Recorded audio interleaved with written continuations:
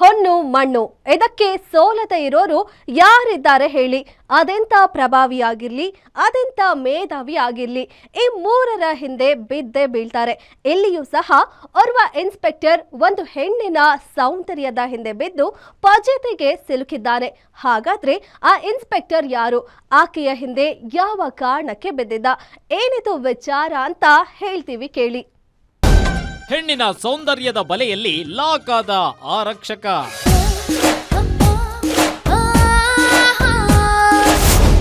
Register marriage ಆಗ್ತೀನಿ ಎಂದು ಕೈ ಕೊಟ್ಟ ಪೊಲೀಸಪ್ಪ.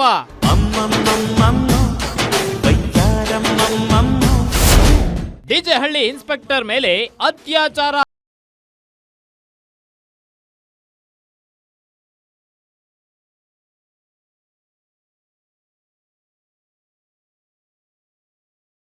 ನ್ಯಾಯಕ್ಕಾಗಿ ದುಡಿಯುವಂತವರು, ಜನಸಾಮಾನ್ಯರಿಗೆ ನ್ಯಾಯ ಕೊಡಿಸುವಂತ ಜವಾಬ್ದಾರಿ ಸ್ಥಾನದಲ್ಲಿರುವಂತವರು. ಆದ್ರೆ ಇಲ್ಲಿ ಓರ್ವ ಇನ್ಸ್ಪೆಕ್ಟರ್ ಮೇಲೆಯೇ ಅತ್ಯಾಚಾರ ಆರೋಪ ಕೇಳಿ ಬಂದಿದೆ. ಹೌದು, ಡಿಜೆಹಳ್ಳಿ ಇನ್ಸ್ಪೆಕ್ಟರ್ ಸುನಿಲ್ ಎಂಬುವವರ ಮೇಲೆ ನಂಬಿಸಿ ಮೋಸ ಮಾಡಿದ್ದಾರೆ ಅಂತ ಓರ್ವ ಮಹಿಳೆ ಆರೋಪ ಮಾಡಿ ಡಿಜೆಐಜಿ ಕಚೇರಿಗೆ ದೂರು ನೀಡಿದ್ದಾರೆ.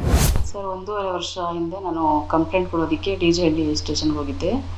ಅಲ್ಲಿ ಇನ್ಸ್ಪೆಕ್ಟರ್ ಸುನಿಲ್ ಅನ್ನೋರು ನನಗೆ ಆಯಿತು, ನಿಮಗೆ ಅಮೌಂಟ್ ಬರೋದಿದೆಯಲ್ಲ, ಒಂದು ವಾರದಲ್ಲೇ ನಾನು ಏನಿರೋದು ಕ್ಲಿಯರ್ ಮಾಡಿಸ್ಕೊಡ್ತೀನಿ ಅಂತ ಕಂಪ್ಲೇಂಟ್ ತೊಗೊಂಡು ಅಲ್ಲಿ ಒಬ್ಬರು ಪ್ರಕಾಶ್ ಅನ್ನೋರಿಗೆ ವಿಷಯ ತಿಳಿಸ್ತಾರೆ. ಅವರು ಫಸ್ಟು ನನಗೂ ಇದಕ್ಕಿಂತ ಮೊದಲು ನನಗೂ ಅವ್ರಿಗೂ ಸ್ವಲ್ಪ ಆಗ್ತಿರ್ಲಿಲ್ಲ, ಪ್ರಕಾಶ್ಗೂ ನನಗೂ. ಅವರು ASC ಸಿಂಗಲ್ ಸ್ಟಾರು, ಅವ್ರಿಗೂ ನನಗೂ ಆಗ್ತಾ ಇರಲಿಲ್ಲ. ಹಂಗಾಗಿ ನಾನು ಹೇಳಿದೆ, ಸರ್ ನಾನು ಇವ್ರ ಜೊತೆ ಹೋಗೋದಿಲ್ಲ, ಬೇರೆಯವ್ರ ಜೊತೆ ಯಾರಿಗಾದ್ರೂ ಅರೇಂಜ್ ಮಾಡಿ ಕಳಿಸಿ ಹೋಗ್ತೀನಿ ಅಂತ. ಹ್ಞೂ ಸರಿ ಆಯಿತು, ನಾನು ಹೆಂಗಾದರೂ ಮಾಡಿ ಒಟ್ಟಿನಲ್ಲಿ ನಿನ್ನ ಅಮೌಂಟ್ ಬರೋ ರೀತಿಲಿ ನಾನು ಮಾಡ್ತೀನಿ ಅಂತ ಹೇಳಿದೆ. ಸುನಿಲ್ ಕಳೆದೊಂದು ವರ್ಷಗಳಿಂದ ಡಿಜೆಹಳ್ಳಿ ಪೊಲೀಸ್ ಠಾಣೆಯಲ್ಲಿ ಇನ್ಸ್ಪೆಕ್ಟರ್ ಆಗಿದ್ದು, ಕಳೆದೊಂದು ವರ್ಷಗಳ ಹಿಂದೆ ಸಂತ್ರಸ್ತ ಮಹಿಳೆ ಇನ್ಸ್ಪೆಕ್ಟರ್ ಬಳಿ ಹೋಗಿದ್ರು. ಆಗ ನಾನು ನಿಮ್ಮ ಹಣವನ್ನ ರಿಕವರಿ ಮಾಡ್ಕೊಡ್ತೀನಿ ಅಂತ ಹೇಳಿ ನಂಬರ್ ಪಡೆದುಕೊಂಡು ನಂತರ ಹಾಯ್ ಬಾಯ್ ಅಂತ ಇದ್ದ ಇನ್ಸ್ಪೆಕ್ಟರ್ ದಿನ ಕಳೆದಂತೆ ಫುಲ್ ಕ್ಲೋಸ್ ಆಗಿದ್ದಾರೆ. ಕ್ಲೋಸ್ ಆಗ್ತಿದ್ದಂತೆ ಮನೆಗೆ ಕರೆಸಿ ನನ್ನ ಮೇಲೆ ಲೈಂಗಿಕವಾಗಿ ಸಂಪರ್ಕಿಸಿದ್ದಾರೆಂದು ಹೇಳಿ ಮಹಿಳೆ ಆರೋಪಿಸಿದ್ದಾರೆ.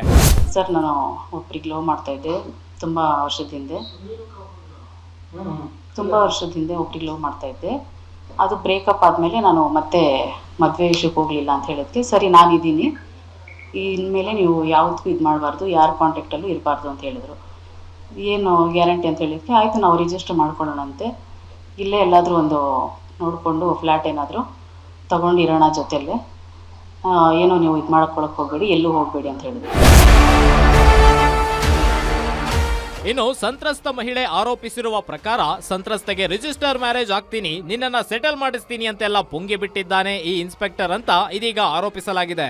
8ನೇ ಮೈಲಿಯಲ್ಲಿರುವ ಮನೆಗೆ ನಂತರ ಲಾಡ್ಜ್ ಒಂದರಲ್ಲಿ ನನ್ನನ್ನು ಕರೆಸಿ ಲೈಂಗಿಕವಾಗಿ ಬಳಸಿಕೊಂಡಿದ್ದಾರೆ. ಇಷ್ಟೇ ಅಲ್ಲದೆ ಬಲವಂತವಾಗಿ ಮದ್ಯಪಾನ ಮಾಡಿಸಿ ನನ್ನ ನಗ್ನ ಚಿತ್ರೀಕರಿಸಿದ್ದಾರೆ. ನಗ್ನ ಚಿತ್ರಗಳನ್ನು ಇಟ್ಕೊಂಡು ಇದೀಗ ನನಗೆ ಬ್ಲಾಕ್ ಮೇಲ್ ಮಾಡ್ತಿದ್ದಾರೆ. ಇದರಿಂದ ನನಗೆ ಜೀವ ಭಯವಿದೆ ಎಂದು ಮಹಿಳೆ ಆರೋಪಿಸಿದ್ದಾರೆ. ನಾನು ಮನೆಗೆ ಹೋದೆ ಕ್ಯಾಬ್ ಮಾಡ್ಕೊಂಡು ಇಲ್ಲಿಂದ. ಆಮೇಲೆ ಇವರು ಲೈವ್ ಲೊಕೇಶನ್ ಶೇರ್ ಮಾಡಿದೆ. ಮನೆಗೆ ಹೋಗೋವರೆಗೂ ನೋಡ್ಕೊಂಡೇ ಇದ್ರು. ಆಮೇಲೆ ಹೊರಗಡೆ ಬಂದರು, ಶೋಭಾ ಅಪಾರ್ಟ್ಮೆಂಟು 14th ಫ್ಲೋರಿಗೆ ಕರ್ಕೊಂಡು ಹೋದರು. ಸರಿ ಅಂತ ಹೇಳ್ಬಿಟ್ಟು ರಾತ್ರಿ ಟೈಮ್ 14th 13 ಸ್ವಲ್ಪ ಕನ್ಫ್ಯೂಸ್ ಇದೆ, ಎರಡರಲ್ಲಿ ಒಂದೇ ಹೋಗಿ ರಾತ್ರಿ ಬೆಳಗ್ಗೆ 5 ಗಂಟೆಗೆ ಬಿಟ್ಟರು. ನಾನು ಫುಲ್ ಡ್ರಿಂಕ್ಸ್ ಮಾಡಿದ್ದೆ, ನನಗೆ ಗೊತ್ತಿಲ್ಲ. ಅವರು ಫೋಟೋ ತೆಗೆದಿಟ್ಟಿರೋದು ನಂದು. ಆ ಫೋಟೋ ಇಟ್ಕೊಂಡು ಏನು ಮಾಡಿದ್ದಾರೆ, ಒಂದು 2-3 ದಿನ ಆದಮೇಲೆ ಫೋಟೋ ಸೆಂಡ್ ಮಾಡು ಅಂದರು. ನಾನು ಏನಕ್ಕೆ ಸೆಂಡ್ ಮಾಡಲಿ ಅಂತಂದೆ. ಇಲ್ಲ ಮಾಡು, ನೋಡಬೇಕು, ಬಿಡಿ ಡೈರೆಕ್ಟಾಗೆ ಸಿಗೋಣ ಏನಿದ್ರು ಅಂತ. ಆಮೇಲೆ ಅವರು ಇಮಿಡಿಯೇಟ್ ಸೆಂಡ್ ಮಾಡಿಬಿಟ್ಟು ಡಿಲೀಟ್ ಮಾಡಿದ್ರು. ಸರಿ, ಅವಾಗ ಗೊತ್ತಾಯಿತು ಇವ್ರು ನನ್ನ ಫೋಟೋ ತೆಗೆದಿಟ್ಟಿದ್ದಾರೆ ಅಂತ. ಪ್ರತಿ ಬಾರಿಯೂ ಸಹ ವಿಡಿಯೋ ಕಾಲ್ ಮಾಡುವಂತ ವಿಪರೀತವಾಗಿ ಹಿಂಸೆ ನೀಡ್ತಿದ್ರು. ಇದರಿಂದ ನನಗೆ ಇರಿಸು ಮುರಿಸು ಆಗ್ತಾ ಇತ್ತು. ಇಷ್ಟಾದರೂ ಸಹ ಅವರು ಬಿಡ್ತಿರ್ಲಿಲ್ಲ. ನನಗೆ ಮಾನಸಿಕವಾಗಿಯೂ ಸಹ ಸಾಕಷ್ಟು ಹಿಂಸೆ ನೀಡ್ತಿದ್ರು ಎಂದು ಈ ಮಹಿಳೆ ಆರೋಪ ಮಾಡಿದ್ದಾರೆ.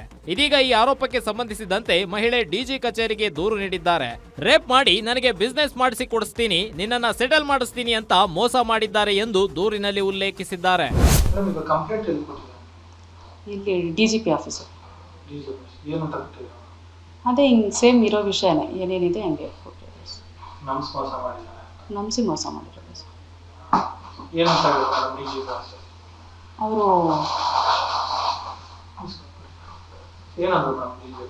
ಅವರು ಇವ್ರು ಇರಲಿಲ್ಲ, ಸಲೀಂ ಅಹಮದ್ ಸರು.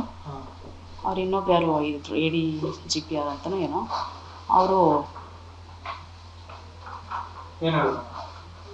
ಸರಿ ಇದು ಮಾಡೋಣ ಅಂತ ಹೇಳ್ಬಿಟ್ಟು ನಿಮಗೇನಿರೋದು ನಾವು ಹ್ಯಾಂಡಲ್ ಮಾಡ್ತೀವಿ, ಇದು ನ್ಯಾಯ ಸಿಗುತ್ತೆ. ಇನ್ನು ಕೆಲ ಪೊಲೀಸ್ ವರ್ಗವೂ ಸಹ ಈ ಒಂದು ಆರೋಪವನ್ನ ತಳ್ಳಿ ಹಾಕ್ತಿದ್ದು ಇದೆಲ್ಲವೂ ಸಹ ಒಂದು ಷಡ್ಯಂತ್ರ ಅಂತ ಹೇಳ್ತಿದ್ದಾರೆ. ಮಹಿಳೆಯನ್ನು ಮುಂದಿಟ್ಕೊಂಡು ಈ ರೀತಿಯಾಗಿ ಟ್ರ್ಯಾಪ್ ಮಾಡಲಾಗಿದೆ ಅಂತಾನೂ ಸಹ ಹೇಳಲಾಗ್ತಾ ಇದೆ. ಇನ್ನು ಈ ವಿಚಾರವು ಇದೀಗ ಹಿರಿಯ ಪೊಲೀಸ್ ಅಧಿಕಾರಿಗಳ ಗಮನಕ್ಕೆ ಬಂದಿದ್ದು ಮುಂದಿನ ದಿನಗಳಲ್ಲಿ ಈ ಒಂದು ಪ್ರಕರಣ ಯಾವ ತಿರುವನ್ನ ಪಡೆದುಕೊಳ್ಳಲಿದೆ ಅಂತ ಕಾದ್ ನೋಡಬೇಕಿದೆ. Ajay Kumar, crime bureau, guarantee news.